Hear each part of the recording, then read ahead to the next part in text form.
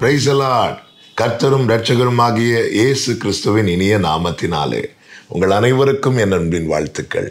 இந்த புதிய நாளை காண செய்த தேவனுக்கு ஸ்தோத்திரம் உண்டாவதாக. இந்த நாள் உங்கள் ஒவ்வொருவருக்கும் நன்மையாய் ஆசீர்வாதமாய் இருக்க தேவன் கிருபை செய்வாராக. 46வது சங்கீதம் 9வது வசனம். அவர் பூமியின் கடைமுனை மட்டும் யுத்தங்களை ஓய பண்ணுகிறார். வில்லை ஒடித்து ஈட்டியை முறிக்கிறார். ரதங்களை நெருப்பினால் சுட்டரிக்கிறார். கர்த்தருடைய பரிசுத்த நாமத்திற்கு மகிமை உண்டாவதாக. நாம் ஆராதிக்கிற தேவன் எவ்வளவு பெரியவர் பாருங்கள். பூமியின் கடைமுனை மட்டும் யுத்தங்களை ஓய பண்ணுகிறார். எந்த பிரச்சனையும் இல்லாமலாக்க வல்லவர்தான் நாம் ஆராதிக்கிற தேவன். எந்த பெரிய யுத்தமானாலும் சரி, அதை ஓய பண்ணணும்னு கர்த்தர் நினைச்சிட்டார்னா அதை ஓய பண்ணுவார். நமக்கு தெரியும், இஸ்ரவேல் ஜனங்கள் எகிப்தை விட்டு புறப்பட்ட போது பார்வோன் தன் சேனை எல்லாவற்றையும் அழைத்து கொண்டு இஸ்ரவேலை பிடிக்க பின்தொடர்ந்து வருகிறான். ரதங்கள் குதிரைகளோடு வருகிறான். ஏசாயா 43 சொல்லப்பட்டிருக்கிறது, ஒரு திரி அணைந்து போவது போல பார்வோனையும் அவன் சேனையும் சிவந்த சமுத்திரத்திலே கர்த்தர் கவிழ்த்து போட்டார், இல்லாமலே ஆக்கினார்.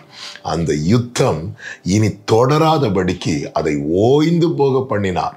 அதை செய்வதற்கு முன்னதாக மோசேயை கொண்டு ஜனங்களிடத்துல என்ன சொல்லுவார் தெரியுமா? இன்று கண்ட எகிப்தியனை இனி என்றைக்குமே காண்பதில்லை என்று சொல்லிதான் அதை செய்வார். யுத்தங்களை ஓய பண்ண.